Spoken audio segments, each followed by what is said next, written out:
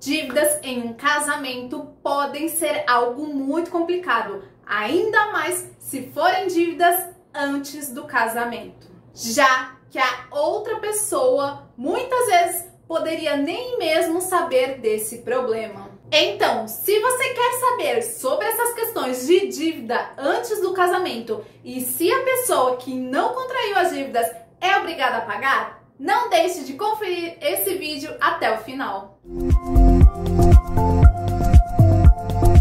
Seja muito bem-vindo ou seja muito bem-vinda ao canal do YouTube mais focado em dívidas. Meu nome é Alice Aquino e eu sou advogada especialista em cobrança e negociação de dívidas, auxiliando pessoas que precisam lidar com as suas dívidas. Bom, o casamento é um marco muito importante na vida de uma pessoa, tanto emocionalmente quanto legalmente. Como você já deve saber, quando uma pessoa se casa legalmente, a vida dela muda. Desde o estado civil até mesmo obrigações contraídas. E é exatamente nesse ponto que esse vídeo entra. Já notei que muitas pessoas ao casarem não sabem bem se o seu parceiro ou parceira possui dívidas em aberto. Ou às vezes elas até têm a noção a respeito desse assunto, mas não sabem bem como isso pode afetar no futuro. Agora, eu sei que muitas pessoas pensam que uma dívida contraída antes do casamento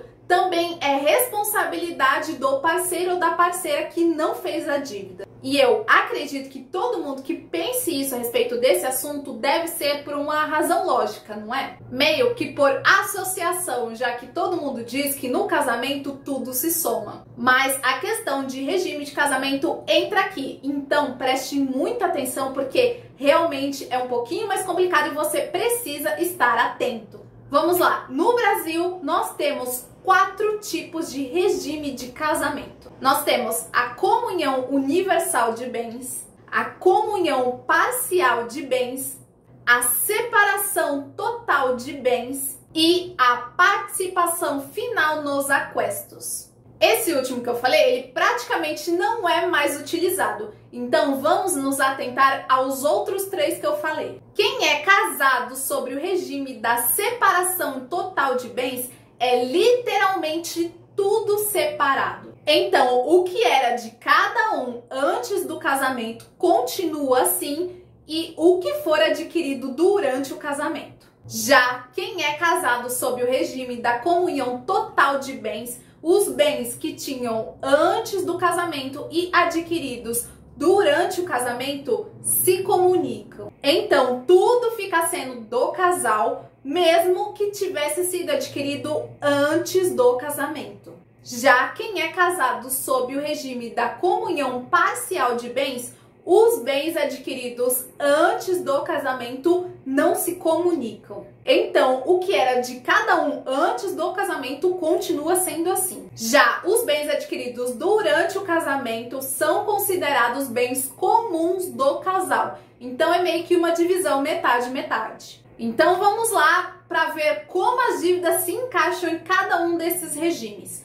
Ah, mas antes disso, não deixa de clicar aqui no botão de se inscrever e ativar as notificações. Assim, você não vai perder nenhum conteúdo novo sobre dívidas e evitar problemas no futuro. Quem pensa que regime de casamento não é importante, vai entender agora o quanto isso faz a diferença na vida de uma pessoa casada. Se você é casado sob o regime da separação total de bens, as dívidas contraídas antes do casamento não podem ser cobradas de quem não as fez. Agora, se você é casado sob o regime da comunhão universal de bens e a dívida foi feita antes do casamento, presume-se que ela é uma dívida do casal. Mas se o cônjuge, a pessoa que não fez a dívida, provar que a dívida não foi feita em benefício do casal, ele ou ela não será responsável pelo pagamento dessa dívida. E agora, no caso que mais acontece no país, que é o regime da comunhão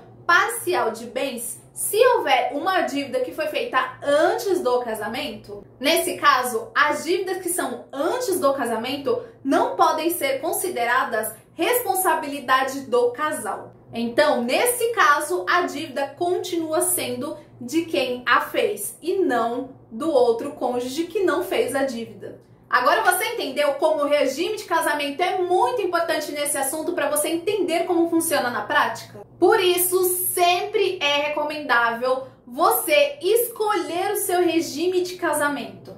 Então, se você não sabe qual é o seu regime, consulte a certidão de casamento. Se você ainda tem um problema de dívida que envolva o seu casamento, não deixe de clicar no primeiro comentário que está aqui abaixo para ter acesso a muitas outras informações importantes.